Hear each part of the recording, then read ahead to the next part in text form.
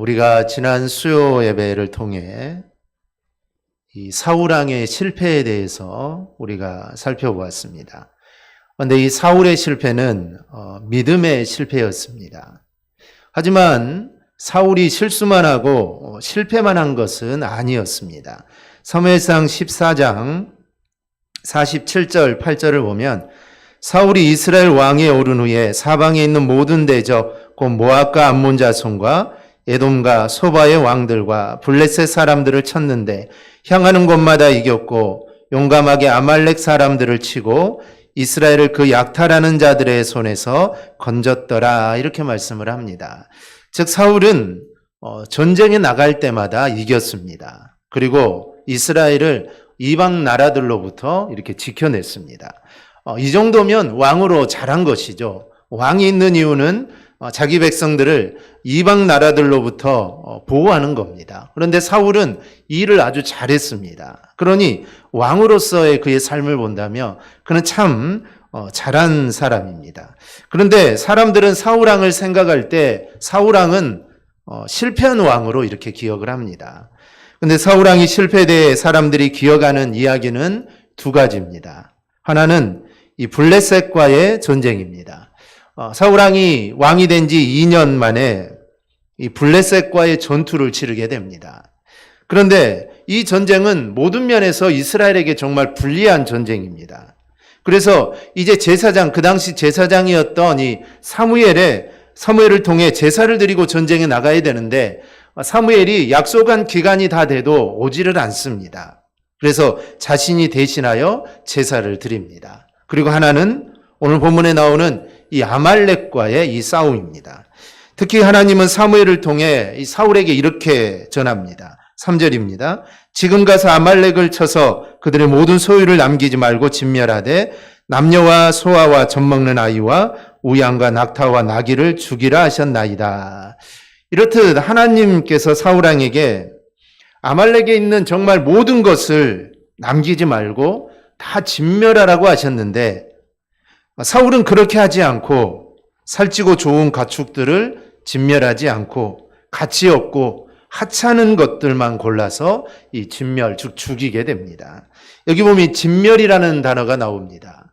이 진멸이라는 단어는 히브리어로 헤렘이라는 단어인데 이것은 완전히 파괴하다라는 그런 뜻이 있습니다. 그래서 이 헤렘이라는 단어는 하나님의 공의를 만족시키기 위해 그리고 또 하나님의 영광을 돌릴 목적으로 부정한 것들은 다 제거하고 또 저주받은 물건을 제사장에게 바치는 이 행위를 가리켜서 이 헤렘이라고 합니다. 하나님의 뜻에 의해서 이게 헤렘으로 지목이 된 거. 오늘 본문은 전쟁이 헤렘으로 돼 있지만 전쟁뿐만 아닙니다. 어떤 물건일 수도 있고 어쨌든 헤렘으로 지목되는 것은 다른 용도로는 사용할 수가 없습니다. 오직 하나님의 법칙, 즉 살아있는 것은 무조건 죽이고 그 밖의 것들은 다 불로 태워야 하고 불로 태워지지 않는 것들 있죠. 이런 것은 하나님께 바쳐야만 합니다. 이게 바로 하나님의 법칙입니다. 그 대표적인 사례가 이 여리고성 전투 기사에서 나옵니다. 하나님께서는 여리고성도 오늘 본문과 마찬가지로 이 진멸하라라고 말씀을 했습니다. 즉, 이 여리고성은 이제 하나님께 바쳐진 것입니다. 그 안에 있는 그 어떤 것이라도 절대로 누군가가 취해서는 안 되는 겁니다. 여리고성이 하나님께 바쳐진 이유가 있습니다. 여리고가 하나님께 바쳐진 성이 된 것은 여리고가 가나안 정복 사역의 첫 결실이었기 때문입니다. 즉 가나안에 들어간 첫 번째 전투는 여리고성 전투입니다. 그리고 또 첫 번째 성이죠. 이 성경에 의하면 첫 소산, 첫 열매, 초태생, 이 처음 것은 다 하나님의 것으로 규정이 되어 있습니다. 즉 유월절 사건을 통해 초태생, 처음 난 것이 유월절 사건을 통해 다 살았습니다. 그래서 그 이후로부터 처음 난 것은 다 하나님의 것이 됩니다. 그래서 여리고성도 처음 것이기 때문에 하나님은 이 전투는 바로 멸절시켜라, 헤렘의 전투로 하나님이 선포한 겁니다. 이 여리고와 마찬가지로 이 아말렉은 하나님의 공의를 나타내는 이 헤렘의 전투가 됩니다. 특별히 생명체와 연결되어 사용될 때는 어떤 것이라도 이 정복자의 손에 남겨두어서는 안 됩니다. 즉 전부를 살육하는 이 멸절을 뜻합니다. 따라서 아말렉에 대한 이 사울의 전쟁은 그냥 단순한 전쟁이 아닙니다. 지금 이 전쟁은 하나님을 향한 이 종교적인 의미를 가지고 있습니다. 즉 아말렉을 멸절시키는 것은 하나님의 공의를 지금 선포하는 것이고 하나님의 공의를 지금 이루어 나가는 전쟁입니다. 그래서 사울은 하나님의 뜻을 그대로 실행을 해야 합니다. 하지만 사울은 하나님의 명령을 거역을 하게 되죠. 결국 이 사건을 통해 사울은 하나님으로부터 다시 한번 버림받는다는 메시지를 다시 한번 듣습니다. 11절에 보면 내가 사울을 왕으로 세운 것을 후회한다 라고 말을 합니다. 하나님은 사울을 왕으로 세운 걸 후회하신다고 합니다. 이 후회한다, 이 이제 성경이 우리 인간에게 주신 것이기 때문에 하나님이 후회한다고 돼 있지만 하나님은 후회하시는 분이 아닙니다. 하나님은 인간이 아니죠. 하나님은 후회하고 분노하고 막 이런 분이 절대로 아닙니다. 그런데 이제 인간의 표현으로 쓰다 보니 하나님은 후회하셨다라고 합니다. 즉 하나님은 사울을 세운 것을 후회하시게 됩니다. 오늘은 우리가 이런 것들을 통하여 하나씩 우리가 생각해 볼 일들이 있습니다. 우리가 먼저 생각해 볼 것은 하나님께서 사울에게 다시 한번 기회를 주셨다는 점입니다. 이미 말씀대로 사울이 실패한 두 가지는 블레셋과의 전투에서 제사를 드린 것, 그리고 오늘 이 아말렉을 진멸하지 않은 겁니다. 그런데 이 두 가지 사건, 우리가 이 블레셋 전투에서 사울이 제사 드린 것이 바로 앞에 나옵니다. 그리고 오늘 15장에 이 아말렉의 전투가 나오죠. 그런데 이 두 사건 사이에는 약 23년 정도의 간격이 있습니다. 바로 연결되다 보니 13장, 14장, 15장 바로 연결되다 보니 이 사건이 얼마 있지 않아 바로 일어난 것 같지만 이 사건은 23년이 지난 후에 일어난 사건입니다. 23년 전에 있었던 일은 사무엘을 대신해서 섣부르게 제사를 드린 일입니다. 그때 사무엘은 이렇게 말합니다. 여호와께서 사울왕에게 명령하신 바를 사울왕이 지키지 아니하였으므로 사울왕의 나라가 길지 못할 것이라고 하시며 하나님의 마음에 맞는 사람을 구하여 그를 지도자로 삼으시겠다라는 이 충격적인 말을 전하게 됩니다. 사울왕의 나라가 길지 않을 거라는 겁니다. 그리고 사울 대신에 다른 사람을 왕으로 세우겠다는 겁니다. 그 왕은 사울의 아들인 요나단이 아닙니다. 이제 사울 왕조가 이제 시작이 되었습니다. 그런데 이제 사울 왕조는 사울 왕을 끝으로 끝나게 될 겁니다. 그리고 하나님께 이런 말씀을 들었으니 이번 전쟁에도 이 승패를 알 수 없습니다. 그런데 요나단의 이 믿음 있는 도전을 통해 이 블레셋과의 전투에서 승리를 합니다. 전쟁에 이겼기는 했지만 전쟁에 이겼으니 얼마나 좋겠습니까? 하지만 전해진 말씀으로 보면 이미 사울은 끝난 왕입니다. 이미 하나님이 그를 버렸기 때문에 전쟁에서 아무리 이긴들 이 무슨 소용이 있겠습니까? 그런데 그 후로 23년이 지나고 나서 하나님께서 다시 사무엘을 통하여 사울에게 이야기를 하십니다. 그 이유가 무엇일까요? 정말 엄청난 세월을 흘렸는데 그 말씀하신 이유가 무엇일까요? 그리고 그 23년 기간에 어떠한 일이 있었는지 성경에 기록이 없습니다. 기록이 없다는 것은 별로 중요하지 않다는 것이죠. 그 기간 동안 사울왕이 했던 일들이 하나님 보셨을 때 그리 중요하지 않았다는 것입니다. 어쨌든 우리가 알 수 있는 것은 이미 하나님은 23년 전에 사울을 버렸습니다. 그리고 이제 다윗을 왕으로 세울 계획을 가지고 계신 거죠. 그럼에도 불구하고 그 시간이 지났음에도 불구하고 하나님은 다시 사울을 찾으셨다는 점입니다. 우리는 이 지점에서 하나님께서 지금 사울에게 다시 한번 기회를 주고 있다는 것을 우리는 알 수 있습니다. 즉 블레셋 전투에서 대신 제사를 드림으로 그는 실패했습니다. 그런데 하나님은 그 사울에게 이제 다시 한번 기회를 주시는 겁니다. 그래서 이번 기회를 통해 사울이 정말 하나님의 마음에 맞게 하나님의 뜻대로 행한다면 하나님이 그 생각을 내가 바꿀 수도 있다라는 것을 오늘 우리에게 보여주는 겁니다. 하나님은 정말 무지막지하게 심판의 칼을 들이대는 분이 절대로 아닙니다.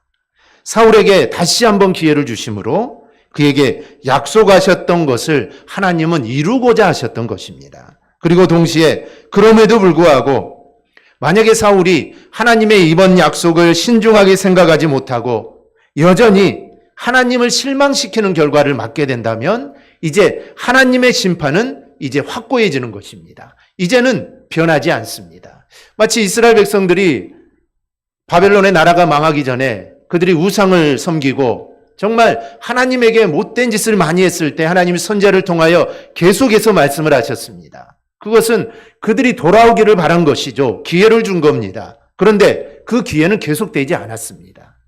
기회가 끝나자 그들은 바벨론의 포로로 끌려가게 됩니다. 즉 하나님은 오늘 이 사건을 통해 사울을 다시 한번 시험하시는 것이고 다시 한번 기회를 준 겁니다. 잘하면 그를 통해 하나님이 역사하실 것이고 이번에도 그가 실패하면 이제 그는 파멸을 당하게 되는 겁니다. 중요한 것은 하나님께서 사울 왕에게 다시 한번 기회를 주셨다는 점입니다. 오늘 본문보다 후대에 일어난 일이지만 이 히스기야의 경우도 하나님께서 그의 날을 연장해 주신 적이 있습니다. 히스기야가 어떤 잘못을 했는지 성경에 나와 있지 않지만 어쨌든 그가 병들어 죽게 되었습니다. 그때 이사야 선지자로부터 내 집에 유언하라 내가 죽고 살지 못하리라 라는 하나님의 말씀을 듣게 됩니다. 하나님의 말씀하신 것이니 히스기야는 반드시 죽게 될 것입니다. 그런데 히스기야는 이사야 선지자의 말을 듣자마자 얼굴을 벽으로 향하고 아주 간절하게 하나님께 기도를 합니다. 하나님께서 그렇게 돌이킴을 기도한 히스기야에게 15년이라는 그 생명을 허락해 주십니다. 그리고 그때가 아수르의 침략을 받을 때인데 유다 나라를 아수르의 손에서도 구원하여 주십니다. 히스기야 역시 반드시 죽을 거라는 하나님의 말씀을 들었습니다. 하지만 그는 하나님께 전심으로 돌아섬으로 15년 더 살 수 있었고 또 아수르의 세력으로부터 이스라엘을 구원하시는 하나님의 그 능력을 직접 체험을 하게 됩니다. 단순히 히스기야가 더 살았다라는 것을 이야기하는 것이 아닙니다. 히스기야는 하나님으로부터 정말 절망적인 소식을 들었을 때 그가 회개하고 돌이켰다는 것을 말하는 겁니다. 즉 하나님께로부터 받은 기회를 그는 제대로 살렸다는 것이죠. 신약에도 이런 표현이 있습니다.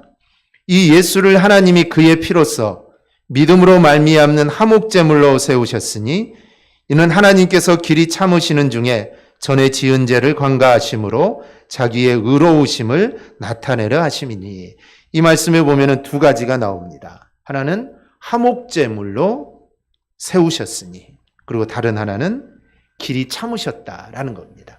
이 두 가지가 우리가 구원받을 수 있는 이유입니다.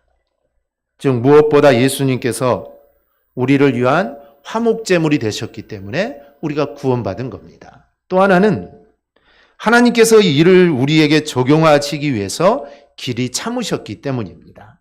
만약에 하나님의 길이 참으심이 없었다면 우리는 다 죽었겠죠. 지옥에 갔을 겁니다. 그런데 하나님은 2000년 전에 예수 그리스도를 우리의 화목제물로 보내시면서 그 후로부터 우리 하나님은 길이 참고 계십니다. 이 참음이 언제까지 계속될지는 모르지만 하여튼 주님은 계속해서 하나님은 참고 계십니다. 바로 이 두 가지가 있었기에 우리가 구원을 받는 겁니다. 만약에 하나님께서 우리가 죄를 지을 때마다 우리를 심판하신다면 우리가 어떻게 되겠습니까? 우리는 매일 지옥불에 떨어져야 합니다. 그러나 우리의 화목제물이 되신 예수님으로 인해 그리고 정말 천년을 하루같이 또 하루를 천년같이 참으시기에 우리에게 구원이 이루어지는 것입니다. 하나님께서 우리에게 이 기회를 주시는 겁니다. 사울을 23년여 만에 다시 부르신 것은 그동안에 그에게 기회의 시간이었습니다. 즉 23년이라는 기간은 어찌 보면 사울 왕에게 기회의 기간이었습니다. 그런데 이 23년에 그가 특별히 한 일이 없습니다.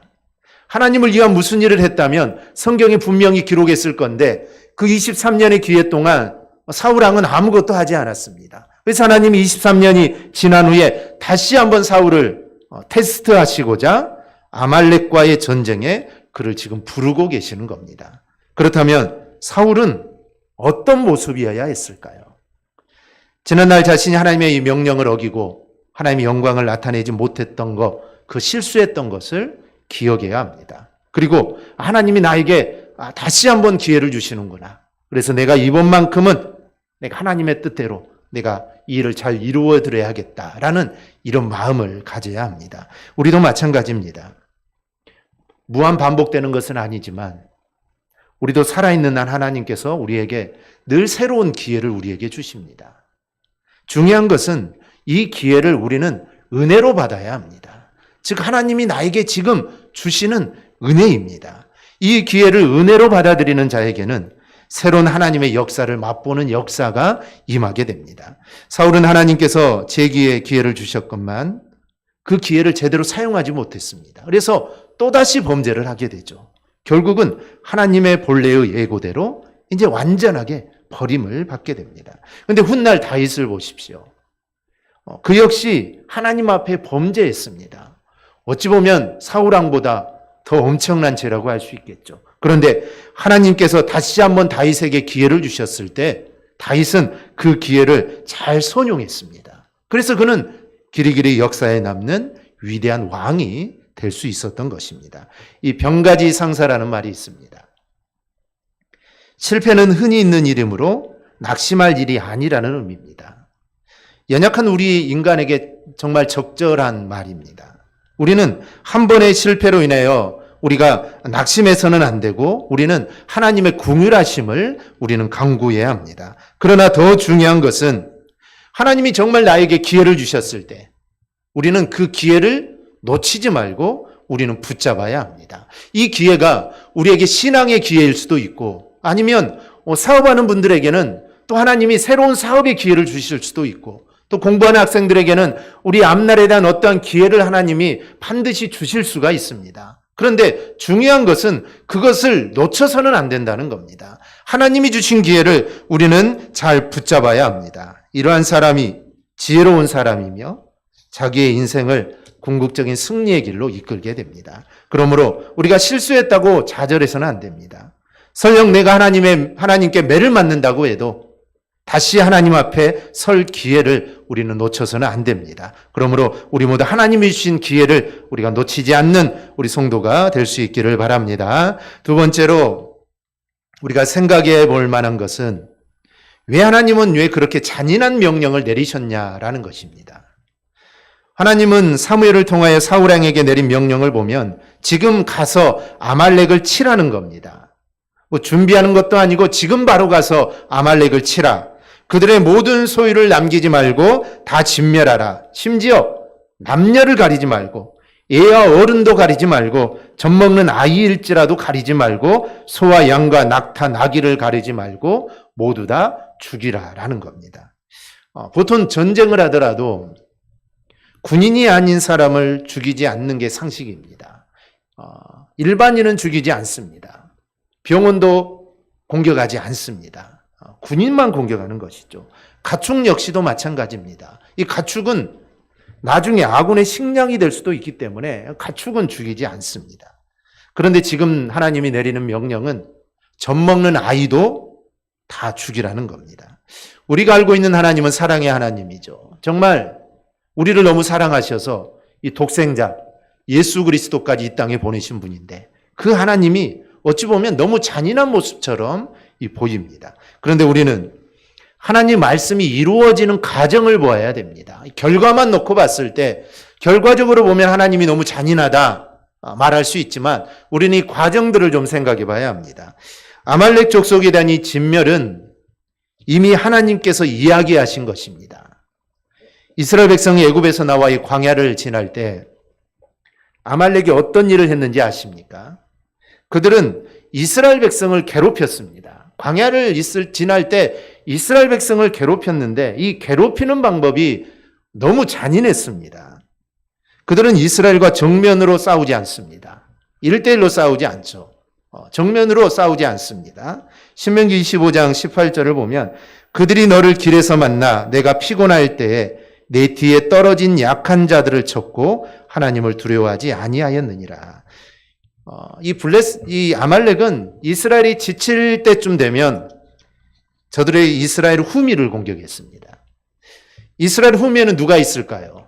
군사들이 있을까요? 아니죠. 후미에는 여자들, 노인들, 아이들이 있을 겁니다. 군인들이야 젊으니까 잘 걸어가겠지만 노인이나 여자나 아이들은 걷다 보면 지칠 수밖에 없죠. 그러면 당연히 뒤로 처지게 됩니다. 그런데 이 아말렉은 그 처져 있는 연약한 자들을 쳤습니다. 죽였다는 것이죠. 그래서 이스라엘에게 큰 아픔을 줬던 민족이 아말렉입니다. 그리고 이렇게 잔인한 전쟁을 한 이유는 저들이 하나님을 무시하는 자들이었기 때문이었다. 이렇게 말합니다. 이 하나님께서는 저들을 심판하여 이렇게 말하죠. 내 하나님 여호와께서 내게 기업으로 주어 차지하게 하시는 땅에서 내 하나님 여호와께서 사방에 있는 모든 적군으로부터 내게 안식을 주실 때 너는 천하에서 아말렉에 대한 기억을 지워버리라. 너는 잊지 말지니라. 이렇게 말씀을 하십니다. 하나님은 이 아말렉의 잔인한 모습에 대한 심판으로 그들에 대한 기억을 아예 할 수 없도록 만들라고 합니다. 즉 완전히 전멸시키라는 것이죠. 잊지 말라는 말씀까지 하면서 거듭 강조합니다. 이것을 잊지 말아라. 절대로 잊지 말라는 것입니다. 그런데 이제 그 말씀을 이루라고 하시는 것입니다. 하나님이 어느 날 갑자기 아말렉을 다 죽여라가 아니라 지금까지 있었던 일들, 정말 이스라엘을 잔인하게 괴롭혔고 하나님을 무시했던 이들을 이제 그 말씀 그대로 이루라는 것입니다.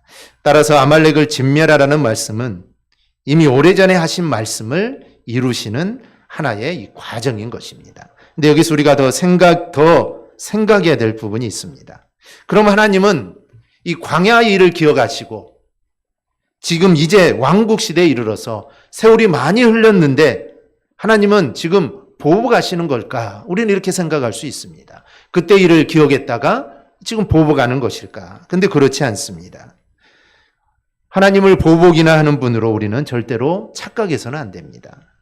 앞서 사울에게 하나님께서 다시 기회를 주셨던 것처럼 그들에게 그동안 수많은 기회, 회개하고 돌아올 기회가 있었던 것입니다.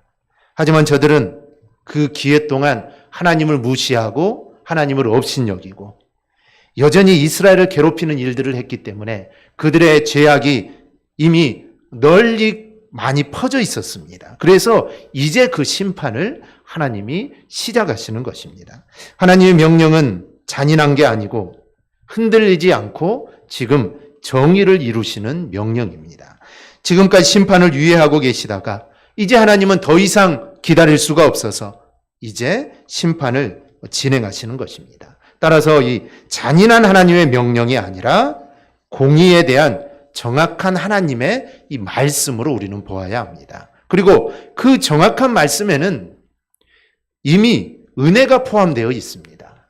즉 회개할 기회를 주시고 하나님은 기다렸던 것입니다. 즉 사울에게 23년이라는 기간을 주었듯이 이 아말렉에게는 그보다 더 많은 기간들을 하나님은 주신 겁니다. 또한 우리가 이면을 보면 그만큼 이스라엘을 순수하게 만들고자 하시는 하나님의 뜻도 반영되어 있습니다. 이 아말렉 사람들이 가진 우상 숭배, 이 잔인함은 그들의 문화 속에 남아있는 겁니다. 만약 저들의 것을 이스라엘이 조금이라도 허용한다면 어떻게 될까요? 그들이 가지고 있는 우상들이 이스라엘에게 들어오게 될 겁니다. 즉 하나님께서는 잘못된 우상 문화 그리고 잔인한 전쟁 문화를 단절시키고자 엄격한 명령을 내리신 겁니다. 이 명령을 수행한 이스라엘도 결코 이게 쉬운 일이 아니죠. 하나님의 명령이긴 하지만 젖먹는 아이를 죽이는 일, 이게 쉬운 일이겠습니까? 그들도 정말 하기 싫은 일이고 너무 가슴 아픈 일입니다. 하지만 이게 하나님의 명령이고 이 일을 통해 하나님께서는 이스라엘이 정말 순수하게 서기를 바라셨기 때문에 이스라엘은 이 일을 행해야 하는 것입니다. 우리는 하나님께서 은혜로우심이 한이 없으시지만 그 이면에 철저하게 우리가 정말 깨끗한 신앙으로 하나님 앞에 서기를 원한다는 이 하나님의 마음이 있다는 것을 우리는 늘 기억해야 합니다. 즉 하나님은 잔인한 분이 아닙니다. 하나님은 한없이 자애로우신 분입니다. 오늘 본문에도 나오지만 아말렉을 치지만 그 아말렉 속에 있는 한 족속은 하나님이 그들을 용서해 주라고 합니다. 그들을 다 내보내라고 하죠. 왜냐하면 아말렉 족속 간에 같이 있다가 같이 죽을 수 있습니다. 그런데 이 족속은 이스라엘에게 선하게 되었다는 것이죠. 그래서 그들을 거기서 내보내게 됩니다. 이렇듯 하나님은 잔인한 분이 아니고 정말 은혜로우신 분입니다. 그런데 하나님은 그 하나님 은혜 안에 분명히 하나님이 세워야 할 이 공의가 있음을 우리 또한 기억해야 합니다. 하나님은 사랑으로 우리를 베풀지만 하나님은 공의로우신 분입니다. 그래서 이 공의와 정의를 이루시는 분이 바로 하나님이십니다. 끝으로 사울은 기회를 저버렸습니다. 지금까지 살핀 내용을 사울이 잘 이해했으면 얼마나 좋을까요? 만약 그랬다면 이 사울왕은 하나님으로부터 다시 기회를 받게 됐을 겁니다. 그런 마음이 아니라면 하나님이 그를 다시 부르실 이유가 없습니다. 이미 23년 전에 사울을 버렸습니다. 그런데 하나님이 지금 다시 부른다는 것은 그에게 기회를 주신 것이고 네가 이 기회를 잘 활용하면 내가 너를 다시 세우겠다는 하나님의 뜻이 있으셨기에 하나님이 그를 부른 겁니다. 그렇지 않았다면 사울왕을 다시 부를 이유가 전혀 없는 겁니다. 하지만 사울은 여전히 이걸 깨닫지 못하고 있습니다. 그리고 사울이 어떤 행동을 합니까? 그는 군사를 소집하죠. 그리고 아말렉 성에 이르러 백성들, 그 군사들을 복병을 시킵니다.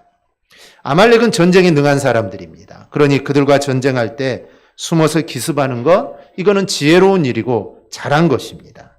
또한 아말렉 사람들 속에 있는 이 갠 사람들을 다 내보내게 됩니다. 문제는 이 아말렉과의 전쟁이 시작되고 나서입니다. 아말렉과 아각을 사로잡습니다. 그리고 아각과 그의 양과 소의 가장 좋은 것들을 모두 살렸습니다. 하나님의 말씀대로라면 아각 왕을 그 자리에서 죽여야 됩니다. 소, 양 다 죽여야 되죠. 또 기름진 어린 양을 모두 살립니다. 그리고 가치 없고 하찮은 것들은 다 진멸을 합니다. 하나님의 명령은 진멸입니다. 다 죽이는 겁니다. 하지만 사울은 좋고 실한 것들은 다 살렸습니다. 그리고 병들고 가치가 없고 그냥 놔두면 스스로 죽을 것 같은 그런 연약한 것들은 다 살려두었죠. 하나님의 명령과는 너무나 거리가 먼 겁니다. 아말렉을 크게 이긴 이 전쟁은 전쟁사에서 승리한 전쟁으로 기록이 될 겁니다. 하지만 믿음의 역사에서는 완전하게 패배한 전쟁입니다. 어쩌면 23년 동안 아무 일이 일어나지 않은 것 때문에 사울왕은 착각을 했을지도 모릅니다. 자신이 직접 제사를 드린 후에 이 사무엘로부터 이제 너의 나라가 영원하지 못할 거다는 말을 들은 후에 23년간 아무 일이 일어나지 않았습니다. 너가 이제 왕을 하지 못할 거다라고 했는데 아무 일이 없습니다. 새로운 왕이 나타나지도 않습니다. 그래서 사울왕은 아마 착각을 하고 있었던 것입니다.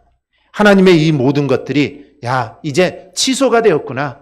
그때는 23년 전에는 하나님이 그렇게 말씀하셨지만 내가 하나님을 잘 섬겨가지고 그 약속이 취소되었구나. 그러니 23년 동안 아무런 일이 없었구나. 아마 그는 그렇게 착각을 했을 것입니다. 결국 그의 교만과 그의 무지함은 하나님이 주신 이 좋은 기회를 이번에는 제대로 해야 한다는 사실을 잊어버리게 했던 것입니다. 여러분, 우리가 하나님 앞에 제대로 서 있는 것 같은 생각이 들 때 내 자신을 돌아봐야 합니다. 오늘 사울도 내가 하나님 앞에 제대로 서 있었다라고 생각을 했습니다. 그러니 자신을 돌아볼 기회가 없었던 것입니다. 만약에 지금까지의 나의 삶이 정말 하나님의 은혜로 하나님이 나를 버리셨지만 하나님의 궁휼하심으로 내가 여기까지 왔구나, 23년 동안 왔구나 라는 것을 생각했다면 그는 자신을 돌아봤을 겁니다. 그리고 이번이 하나님이 나에게 주시는 마지막 기회구나. 내가 이 기회를 잘해야겠다. 이렇게 생각할 건데 그는 그런 생각을 할 수가 없었습니다. 왜냐하면 내가 지금 하나님 앞에 제대로 살고 있다라고 생각했기 때문입니다. 우리는 하나님 말씀대로 내가 제대로 하지 않는 것은 없는지, 그리고 하나님의 뜻을 내가 순수하게 이루어 드려야 하는 것이 아직 남아있지는 않은지, 그래서 하나님 앞에서 내가 부족하다고 고백하며 그의 도우심을 바라는 자들이 우리는 되어야 합니다. 그리고 그의 말씀을 온전히 지키고자 하는 자가 우리는 되어야 합니다. 하나님은 우리에게 늘 기회를 주십니다. 늘 기회를 주시죠.